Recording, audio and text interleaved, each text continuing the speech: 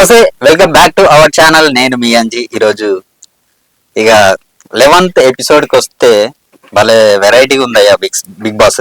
Basic గా big boss 9 అంటేనే అగ్ని పరీక్ష. అగ్ని పరీక్షలో కంటెస్టెంట్స్ అందరినీ డిఫరెంట్ యాంగిల్లో డిఫరెంట్ స్టైల్స్ లో గేమ్స్ ఆడిపించి వాళ్ళలో ఉన్న ఇన్సైడ్ లో ఉన్న క్యారెక్టర్ ని బయటికి తీయడానికి శ్రీముఖి, అలాగే నా అభిజిత్, నవదీప్, బిందు గారు వీళ్ళందరూ తెగ ట్రై చేసి డిఫరెంట్ రకరకాలైన గేమ్స్ పెట్టారు. ఈ రోజు గేమ్ వచ్చి ఎలా ఉందంటే బేసిక్ గా వీళ్ళు ముగ్గురు కంటెస్టెంట్స్ వాళ్ళల్లో వాళ్ళు మాట్లాడుకొని ఒకరిని మాత్రం లీడర్ చేసుకోవాలని చెప్పేసి ఒక 2-3 టీంలకు చెప్తారు. 2-3 ఒక టీము శ్రేయ, మనీష్, అలాగే దాలియా. వీళ్ళు ముగ్గురిని పిలిచి మీలో మీరు ఫస్ట్ డిస్కస్ చేసుకోండి. అంతకుముందు ముగ్గురిని పిలిచి మీలో మీరు డిస్కస్ చేసుకోండి. డిస్కస్ చేసుకున్న తర్వాత మీలో ఎవరు లీడర్ అనేది మాకు చెప్పండి, మేము మీకు అది చేస్తాము అని చెప్పేసి అంతకుముందు 2-3 టీంలకు చెప్పారు. ఈ శ్రీజ, మనీషు, అలాగే శ్రేయ అంటున్నా, శ్రేయ, మనీష్, అలాగే దాలియా ఈ ముగ్గురు వచ్చినప్పుడు మాత్రం ఆల్రెడీ మనీష్ అక్కడ చూసి ఉంటాడు. అంతకుముందు ఒక 2-3 టీంలకి చెప్పారు కదా, సేమ్ ముగ్గురు వచ్చిన తర్వాత వాళ్ళు డిస్కస్ చేసుకొని నాకు ఈ ఛాన్స్ కావాలి, లీడర్ ఛాన్స్. ఆల్రెడీ అంతకు ముందు ఎపిసోడ్స్ లో చేసిన వాళ్ళు ఉంటారు కదా లీడర్షిప్. ఆల్రెడీ మీకు అవకాశం వచ్చింది, అవకాశం లేని వారికి ఎక్కువ ప్రియారిటీ ఇవ్వాలని చెప్పేసి అలా డిస్కషన్స్ లో 2-3 టీమ్స్ అలా మాట్లాడుకొని ఫైనల్ చేసుకున్నారు. ఈ మనీష్ అలాగే దాలియా, శ్రేయ వచ్చినప్పుడు కూడా మనీష్ కొంచెం వెరైటీగా మన శ్రేయానికి లీడర్షిప్ ఇవ్వకూడదు అన్న ఇంటెన్షన్ లో దాలియాతో మాట్లాడతాడు. శ్రేయకి లీడర్షిప్ ఇవ్వకూడదు అన్న ఇంటెన్షన్ లో మన మనీష్ దాలియాతో, ఓకే నువ్వు నాకు ఓటి, నేను నీకు ఓటేస్తా, మన ఇద్దరిది సెట్ అయిపోతుంది, మన ఇద్దరు ఇట్లా ఎవరో తీసుకోవచ్చు అని చెప్పేసి అట్లా ప్లాన్ చేసి చెప్పేస్తాడు. ఇక్కడ జడ్జెస్ ఒప్పుకుంటారా? జడ్జెస్ అబ్బా రాజా, అబ్బా తమ్ముడు అన్నట్టు ఇంతకు ముందు టీమ్స్ మాట్లాడుకున్న రకంగానే వాళ్ళు ఆల్రెడీ గేమ్ ఆడుతున్నారు. వాళ్ళిద్దరు ఆల్రెడీ మాట్లాడుకొని ఒక స్కెచ్ చేసుకున్నారు. దాన్ని మనం బ్రేక్ చేయాలని నవదీప్ కంటెస్టెంట్స్ వాళ్ళందరినీ ఒపీనియన్ అడుగుతాడు. వీళ్ళు ముగ్గురు డిస్కస్ చేసుకొని లీడర్ ఎవరు అనేది కాదు, ఆ ఒపీనియన్ కంటెస్టెంట్స్ వాళ్ళందరికీ వదిలేస్తే వాళ్ళందరూ మనీష్ పేరు చెబితే ఎవరు చేతులు ఎత్తలే. మనీష్ గురించి చేతులు ఎత్తండి అని అంటే ఒక్క కంటెస్టెంట్ కూడా అతని కోసం చెయ్యెత్తలేదు. దాలియా కోసం ఒక్కరు మాత్రం హ్యాండ్ రైజ్ చేశాడు మనోడు, పవన్ అనుకుంటా, మనోడు హ్యాండ్ రైజ్ చేశాడు. మూడో వ్యక్తి వచ్చేసరికి శ్రేయకి ఎవరెవరు సపోర్ట్ చేస్తారని అడిగితే కంటెస్టెంట్స్ వాళ్ళందరూ హ్యాండ్ రైజ్ చేశారు, అందరి చేతులు పైకెత్తారు. అక్కడ నిజంగా అనుకోకుండా తెలియని మైండ్ గేమ్ ఎలా ఉందో చూడండి.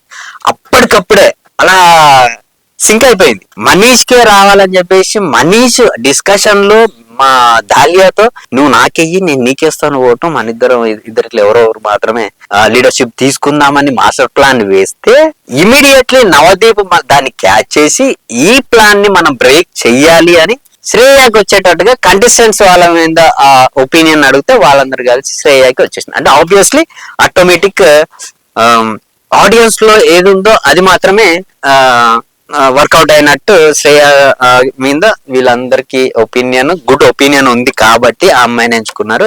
అమ్మాయిని ఎంచుకుంటే అప్పుడు ఆ అమ్మాయికి లీడర్షిప్ బ్యాచ్ వచ్చింది. యాక్చువల్లీ ఆడట్లేదు అని ప్రతిరోజు వాళ్ళ మమ్మీతో మాట్లాడుతూ బాధపడుతున్న ఆ అమ్మాయి ఆ టైంలో నన్ను అంటే నాకు అవకాశం రావట్లేదు, ఇప్పుడు ఒక అవకాశం వచ్చింది, డైలీ నేను మా మమ్మీతో మాట్లాడుతూ ఇలా బాధపడుతున్నాను, దానికి ఈ రోజు నాకు ఒక అవకాశం వచ్చింది, ఖచ్చితంగా నేను ప్రూవ్ చేసుకుంటా అని అమ్మాయి కొంచెం ఎమోషనల్ గా చెప్పింది. బట్ అందరికీ అవకాశాలు వచ్చాయి, అమ్మాయికి రాలేదు కాబట్టి అమ్మాయికి కూడా ఇవ్వడం అనేది ఒక మంచి విషయమే కదా. సో ఆ అమ్మాయికి లీడర్షిప్ అవకాశం ఇచ్చారు. అప్పుడు ఆ అమ్మాయి తీసుకొని ఆ అమ్మాయి గేమ్ కూడా మంచిగా ఆడింది. ఆ గేమ్ ఆడుతూనే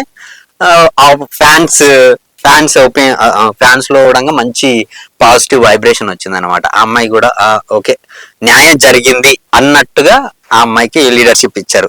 అయితే 11th ఎపిసోడ్ బిగినింగ్ లో ఒక చిన్న గేమ్ పెడతారు.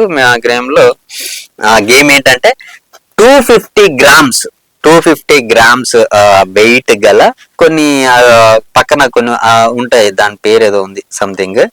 250 గ్రామ్స్ వెయిట్ ఉన్నంత మీరు ఆ కవర్ లో పోసి పెట్టాలి. ఎవరైతే కరెక్ట్ గా పెడతారో, కరెక్ట్ గా 250 గ్రామ్ వెయిట్ అంతా అందులో ప్యాక్ లో పోస్తారో వాళ్ళు విన్ అని చెప్పేసి ఆ గేమ్ స్టార్ట్ చేస్తారు. అయ్యా ఓడబ్బా దీనమ్మో, ఎవరు చూసినా దాని మీద ఎక్కువ పోసారు తక్కువ పోసారు అంటే చాలా గ్యాప్ చాలా ఉంది. 250 గ్రామ్స్ కి ఏదో 200 లేకపోతే 200-250 మధ్యలోనో కొంచెం ఎక్కువనో అటో ఇటో ఉండేటట్టు ఎవరు పోయలే.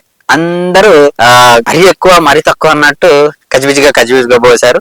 కానీ శ్రీజ మాత్రం 210 గ్రామ్స్ వెయిట్ గల అవి అందులో పోసింది. 210 గ్రామ్స్ 250 గ్రామ్స్ కి 210 గ్రామ్స్ అంటే 40 గ్రామ్స్ అటు ఇటు అనుకోండి.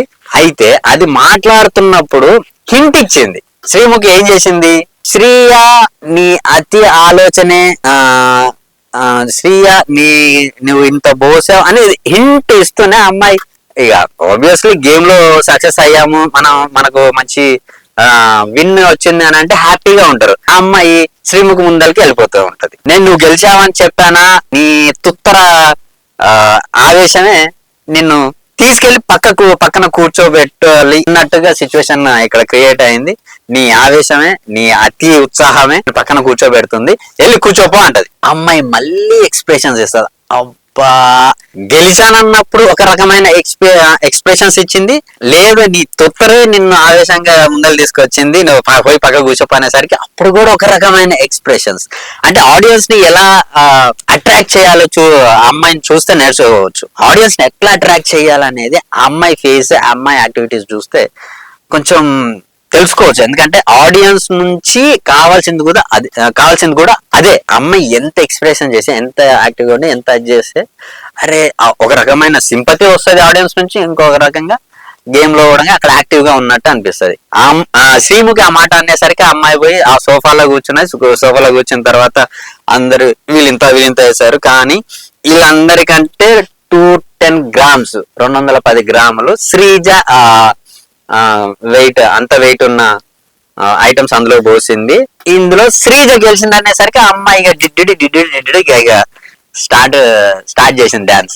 అంటే శ్రీముఖి చూడండి, అప్పుడే అమ్మాయిని వెనక్కి తగ్గేలా చేసి మళ్ళీ అప్పుడే నువ్వే విన్నర్ అని మనలో ముందరకు తీసుకొచ్చింది.